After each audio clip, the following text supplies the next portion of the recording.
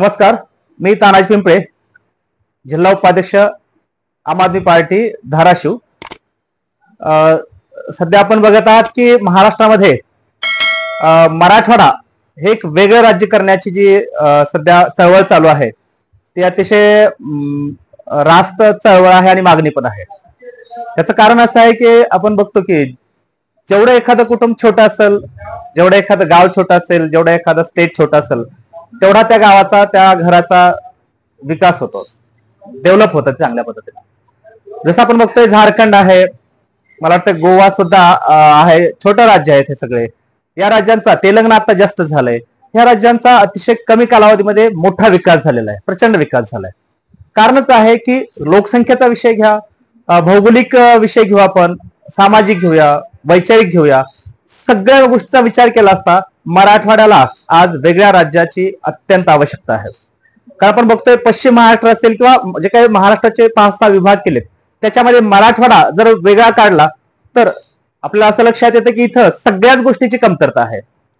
एकतर जे काही या ठिकाणी लोकप्रतिनिधी आहेत यांची मानसिकता काही करण्याची नाही आहे। दुसरी गोष्ट, पर्जन्यमानाचा विषय केला असता पावसाचं प्रमाण कमी आहे, शेतकरी मोठ्या अतिशय मेटाकुटीला येत आहे दरवेळेस, बेरोजगारांची कुऱ्हाड या ठिकाणी मोठ्या प्रमाणात पसरलेली आहे। आणि या सगळ्यावर तोडगा काढायचा असेल तर आपल्याला एखादं छोटंसं मिनी मंत्रालयाची आवश्यकता आहे, म्हणजेच मिनी स्टेट असणं गरजेचं आहे, जेणेकरून त्या स्टेटसाठी स्पेशली सगळ्या गोष्टी येतात। मुख्यमंत्री आला, त्या ठिकाणी असणारे आमदार आले जे की आपल्या मराठवाड्याचं प्रतिनिधित्व करू शकतात, मोठ्या प्रमाणात बजेट या ठिकाणी मिळू शकतं आणि त्या बजेटचा वापर आपण स्वातंत्र्य, समता, न्याय आणि बंधुता या पद्धतीने सगळ्या लोकांपर्यंत घेऊन जाऊ शकतो।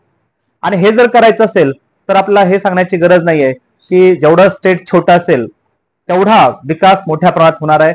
आज महाराष्ट्रामध्ये जवळपास भरपूर जिल्हे आहेत, या ठिकाणी 30-35 समजा जिल्ह्यांचा महाराष्ट्र आहे, तर त्याच्यातले 8 आणि तिकडला नंदुरबार, बुलढाणा हे जे 5-6 जिल्हे आहेत, ह्या 13 ते 14 जिल्ह्यांचा जर एक मराठवाडा व्यवस्थित केला गेला तर हे सगळेच लोक जे आहेत ते एका कॅटेगरीमध्ये बसणारे लोक आहेत।